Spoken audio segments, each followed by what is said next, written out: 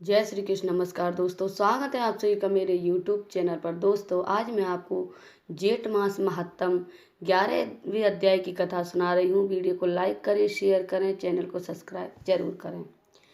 ऋषि लोग कहने लगे कि हे स्कंद जी, सभी योग पापों का नाश करने वाले और पुण्य को देने वाले हैं, तो फिर जेठ मास को कैसे श्रेष्ठ कहा गया है, तो विधि पूर्वक हमसे कहिए। स्कंद जी कहने लगे कि हे ऋषियों, जेठ मास शुक्ल पक्ष की अस्तक नक्षत्र से युक्त दसवीं तिथि के दिन लोग प्रतिष्ठित गंगा जी पर शरण में अवतीर्ण हुई थी।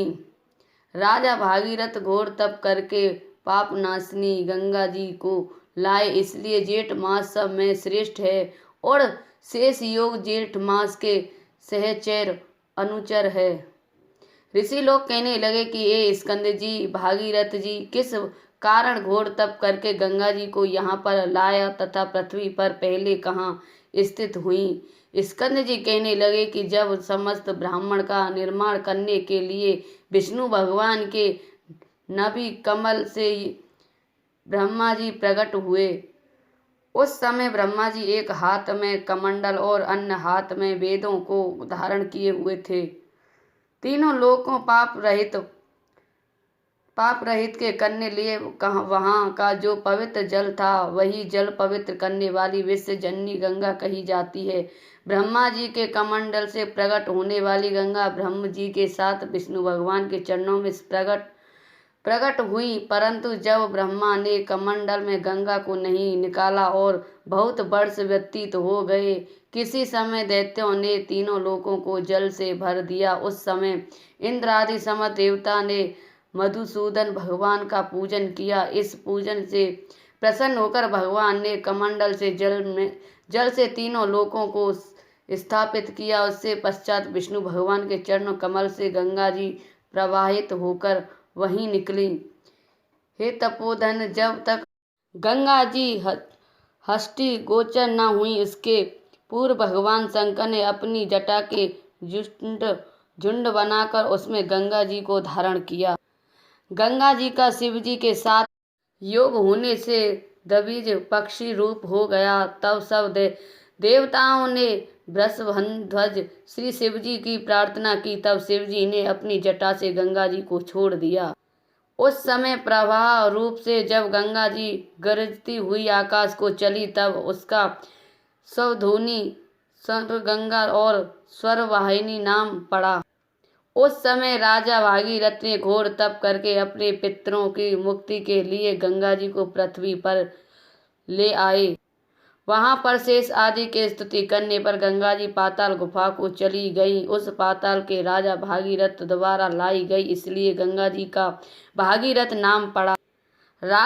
जब राजा जेहनु ने गंगा जी का पान कर लिया, उसको दक्षिण कान से निकाल दिया, तब उसका जगती तल में पूर्सा जाह्नवी नाम पड़ा।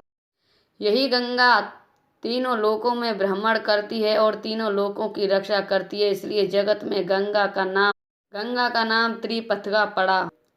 गंगा जी कमंडलू में समुद्र भूता, विष्णु पाद समुद्र भद्रपा, गंगा हर जटोत भूता, श्रधनी लोक पावनी, भागीरथी जाह्नवी, त्रित्रोता, भीष्म मंदाग्नि, भागवती, त्रिलोकवासिनी, इन 13 नामों से इस संसार में विख्यात हुई। जो मनुष्य इन 13 नामों का रात्रि तथा दिन में पाठ करते हैं, उनका वास भागीरथ गंगा नदी के तट पर होता है, इसमें कोई संदेह नहीं। इन नामों के पर्दों से जो नित्य नमस्कार करते हैं, वे सब पापों से मुक्त होकर अंत में शिवपुर कैलाश को जाते हैं। मृत्यु के समय निश्चल मन से भक्ति से योग बंधन से मुक्त हो जाते हैं। वे लोग स्वर्ग लोक को लांघते हुए ब्रह्म पद को प्राप्त होते हैं। जो मनुष्य अंत समय इन नामों पर्दों से अभिमंत्रित कर जल को अपने शरीर पर सिंचन करते हैं, उनको पातकी होने पर भी यमराज के दूत नहीं छूते। अहो, गंगा के महात्म करने में कौन समर्थ हो सकता है। हाँ, यदि आकाश में संख्य मच्छर के समान अधिक संख्या में मुख हो तो वह मनुष्य गंगा महात्म कहने से समर्थ हो जा सकते हैं। इति श्री जेठ मास महात्म 11वें अध्याय संपूर्ण। बोलो विष्णु भगवान की जय।